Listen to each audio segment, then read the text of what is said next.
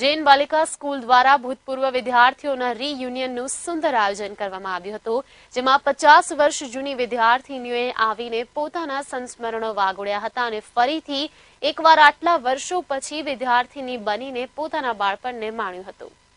એક બાળકને સૌથી પહેલું જ્ઞાન પોતાની માતા તરફથી અને ત્યારબાદનું મહત્વનું જ્ઞાન અને પાઠ માત્ર ને માત્ર સ્કૂલમાંથી મળતું હોય છે।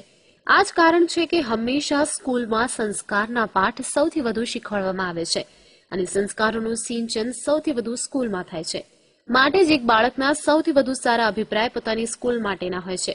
સ્કૂલના સંસ્મરણો એટલે જિંદગીની એ મીઠી યાદો જેને હંમેશા એક વ્યક્તિ જીવવા અને માણવા માંગતો હોય છે।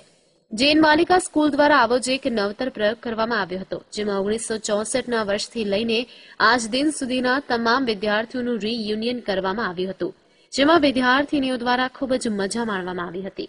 આજના કાર્યક્રમમાં આ આયોજન તો બહુ સરસ કર્યું છે।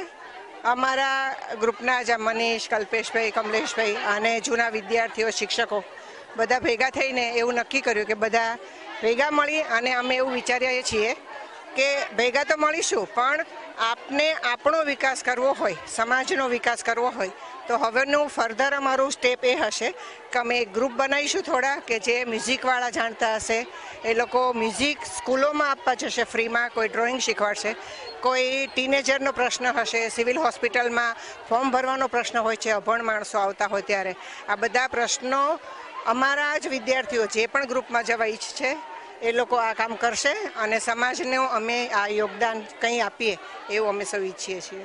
એક નાની કુમળી બાળા જ્યારે સ્કૂલના પગથિયા ચડતી હોય છે ત્યારે તેમના માતા પિતાને ઘણી બધી આશાઓ હોય છે।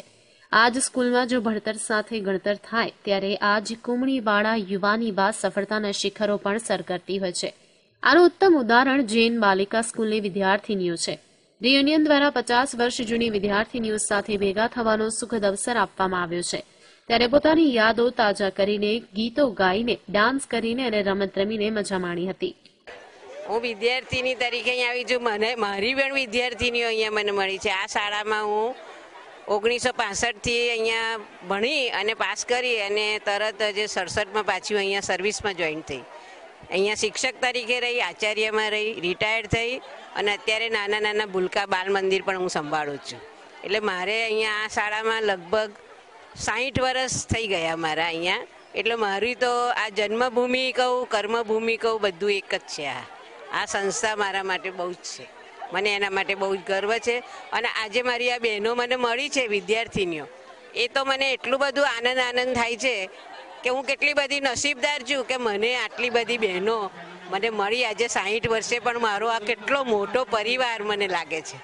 એટલે હું બહુ જ ખુશ છું અને આ બહેનો બધી બહુ જ આગળ ગઈ છે અને હજુ પણ આગળ જાય એવી અમારી બધાની શુભેચ્છા છે અને આશા પણ છે। સાચા અર્થમાં સ્કૂલની આ જ સફળતા છે કે આટલા વર્ષો બાદ પણ એક દિવસ માટે જ્યારે સ્કૂલમાં ભેગા થવાનો મોકો મળે તો આટલો અનેરો ઉત્સાહ છલકાય છે।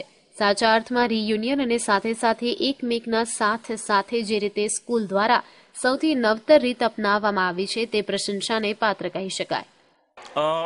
અમે 7 જુલાઈએ 2018માં છોકરાઓનું એક યુનિયન કરેલું અને એ ટાઈમે છોકરીઓની એવું ડિમાન્ડ હતી કે ભાઈ અમારું એક યુનિયન થાય।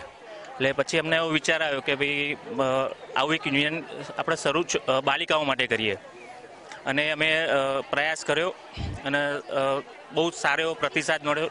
450 છોકરીઓનું રજીસ્ટ્રેશન થયું છે અને ગર્વની વાત છે કે 1964ની બેચથી તો 2018ની બેચ સુધી।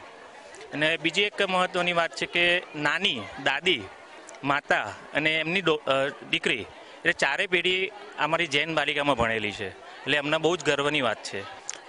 આવા રિયુનિયન વારંવાર થવા જોઈએ અને સ્કૂલ માટે એક નવો અભિગમ થાય અને દરેકને સ્કૂલ માટેની પેલી એ હોવી જોઈએ। મિત્રો, બાળપણ જ્યાં ગુજાર્યું હોય કેટલાય વર્ષો સુધી, જ્યારે બાળપણ સાથે ઘડતર પણ થયું હોય અને એ જ જગ્યાએ એ જ સ્થાને જ્યારે વર્ષો પછી બેસવાનો, તેને માણવાનો અવસર આવે ને તો સાચા અર્થમાં રોમાંચ ઉદ્ભવે। જૈન બાલિકા સ્કૂલનો જ્યારે સુંદર આયોજન કરવામાં આવ્યું છે તે સમયે આપણી સાથે અહીંયાની કેટલીક બાલિકાઓ, કેટલીક વિદ્યાર્થીનીઓ જોડાઈ છે જેઓ ભૂતપૂર્વ હતી, પરંતુ આજે કહી શકાય કે વર્તમાનમાં તેઓ વિદ્યાર્થીની બનીને યુનિફોર્મ પહેરીને અહીંયા આવી છે। આવો તેમને પૂછીએ, જાણીએ કેવું તેમને લાગી રહ્યું છે। સૌથી પ્રથમ તો સ્કૂલ ડ્રેસમાં અહીંયા આવો, શિક્ષકોનો માર સહન કરવો, ઠપકો સહન કરવો, મસ્તી મજાક કરવી, અને અત્યારે એકદમ સિન્સિયર, શું કહેશો? પહેલાં તો સ્કૂલ ડ્રેસમાં તો નથી આવ્યા. એકચ્યુઅલી આ સ્કૂલ ડ્રેસ નહોતો અમારો. સ્કૂલ ડ્રેસમાં તો વ્હાઇટ શર્ટ અને એક પીના ફ્રોક હતો અમારું ગ્રે કલરનું, પણ અત્યારે તો જસ્ટ બ્લેક એન્ડ વ્હાઇટ અત્યારે ડ્રેસ કોડ રાખ્યો છે. અને સેકન્ડ થિંગ કે માર તો મને આજ સુધી પડ્યો નથી. આ સ્કૂલમાં ક્યારેય કોઈને માર પડતો નથી. બધા જ ટીચર્સ એટલા સારા છે ને એટલા જ કહેવાય કે એકદમ કાઇન્ડ છે, ને બધી વાતમાં કહેવાય ને કે કોઈ બી પ્રોબ્લેમ હોય એમાં ઓલવેઝ હેલ્પફુલ રહ્યા છે. ખાસ કરીને જો વાત કરવામાં આવે, આટલા વર્ષો પછી અહીંયા આવ્યા વિદ્યાર્થીની તરીકે, કેવું લાગી રહ્યું છે? મને લગભગ 5-6 વર્ષ થયા. 5-6 વર્ષ પછી પાછી આ સ્કૂલમાં આવી છું ને મને બહુ જ સારું ફીલ થાય છે કે આજે ફરી એ જગ્યાએ જે જગ્યાએ હું ભણીને નીકળી છું એ જગ્યાએ આજે ફરીથી આવીને એ જ બધી જે જૂની યાદો છે, બધા જૂના ટીચર્સ છે, મારા ફ્રેન્ડ્સ છે, બધાને મળીને ખૂબ જ કહેવાય ને કે બહુ જ આનંદની ફીલ આવે છે.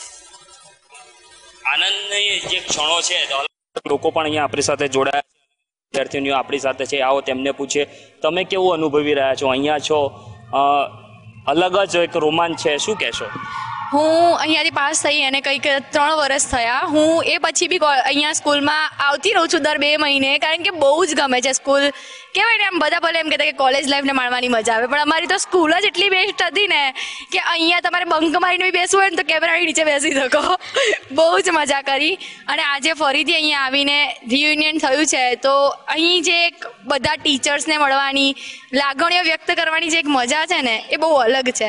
અને આવું કદાચ કોક સ્કૂલમાં થતું હશે અને અમારી સ્કૂલમાં થાય છે એટલે કહેવાની મજા આવે, મારી સ્કૂલ JN બાલિકા, મારી સ્કૂલ. Thank you. આપને પૂછવા માંગીશ, મજા તો દરેક લોકો કરી રહ્યા છે, નાચી રહ્યા છે, એન્જોય કરી રહ્યા છે, તમે કઈ રીતે એન્જોય કર્યું? એકચ્યુઅલી અહીંયા આવીને અમે ભૂલી જ ગયા છે કે અમે કોલેજમાં છીએ. અમે સ્કૂલના સ્ટુડન્ટ જ બની ગયા છે પૂરી રીતે. ફોટોઝ ક્લિક કરવા, મેમને મળીને અમે આશીર્વાદ લીધા અને એ જૂની યાદોને અમે વાગોળી આજે. અને સૌથી હેપીનેસ મુમેન્ટ હતો કે અમારા ટીચરોને અમે યાદ છીએ, એ મોટી વસ્તુ છે. અમે જેટલી મસ્તી કરી, જેટલા ઇનફેક્ટ અમે ભણવામાં પણ સારા હતા, રમવામાં પણ સારા હતા, બધી પ્રવૃત્તિઓમાં પણ ભાગ લેતા હતા, છતાં પણ અમે ફર્સ્ટ આવતા અને મેમના ફેવરેટ જ રહેતા હંમેશા. એટલે ટીચરોની જે પ્રમાણે વાત થઈ ત્યારે અહીંયા 1-2 દાખલા એવા મળ્યા કે 3-3, 4-4 પેઢીના સ્ટુડન્ટો, એક જ ઘરના લોકો અહીંયા ભણી ચૂક્યા છે. આનાથી મોટી વિશેષતા કહી શકાય કઈ હોઈ શકે? જો જોવા જઈએ ને તો ગિનિસ બુકમાં નામ જો કદાચ JN બાલિકાનું આવે ને તો પણ એમાં શંકા ન કરી શકાય. આપણી સાથે બીજા એક વ્યક્તિ જોડાયા છે, આવો તેમને પૂછે. સૌથી પ્રથમ તો તમે શું કહેશો, કેવી રીતે આનંદ મનાવ્યો? હું અહીંયા શિક્ષક તરીકે ફરજ બજાવું છું અને અત્યારે આજે પ્રથમ JN બાલિકાનું સ્નેહ મિલન થયું છે અને લગભગ 1964થી તે અત્યારે 2018 સુધીની બધી જ વિદ્યાર્થીનીઓ કે જેમને મોટા મોટા બાળકો છે તેમ છતાં 30 વર્ષ પછી પણ કેટલાક અહીંયા આ સ્કૂલમાં આવ્યા છે અને ખૂબ જ આનંદ અને ઉત્સાહથી ગુરુજનોને અને મિત્રોને મળ્યા છે. તો આ એક એવો અવસર છે કે જેમાં કદી પણ ન મળ્યા હોય એવા મિત્રોને પણ મળી શકાય છે. તેમજ ઘણી શૈક્ષણિક પ્રવૃત્તિઓ ને પણ અમે તબક્કાવાર એનું આયોજન કરવાના છીએ કે જેને સંગીતમાં, કલામાં, ચિત્રમાં કે પછી સામાજિક સેવામાં જેને રસ હોય તો તે અલગ રીતે જોડાઈ અને શાળાનું નામ રોશન કરી શકે છે. અને સમાજમાં શિક્ષણની સાથે સાથે ઘડતર એ વધારે અગત્યનું છે અને ભાર વગરનું ભણતર. એક સ્કૂલમાં જે ઉપદેશ અથવા તો પાઠ શીખવાડવામાં આવે તે જ કદાચ આખા જીવનનો પાયો કહી શકાય. આપની સ્કૂલ બીજી સ્કૂલ કરતાં કઈ રીતે અલગ છે? ખાસ કરીને શું સંદેશ આપવા માંગશો તમામ સ્કૂલોને કે બીજી જગ્યાએ પણ જો આવું થાય તો ચોક્કસથી કહી શકાય પરિવર્તનની લહેર સ્કૂલમાંથી જ આવી શકે? શું કહેશો? ચોક્કસ. અમારી સંસ્થા એ રઘુભાઈ નાયક અને જશીબેન નાયકના સંસ્કારોથી અને એમના જ ધ્યેયને આગળ વધારી રહી છે.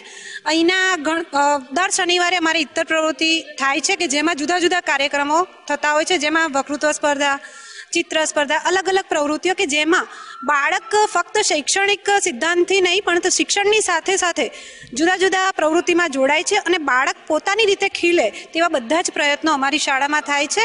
અને એવો જ એક પ્રસંગ કાલે યોજાઈ ગયો વિનીત વિદાયનો કે જે ખરેખર બધી જ શાળાએ એ હું એક સંદેશ આપીશ કે બધી શાળાએ એ જોવા યોગ્ય છે.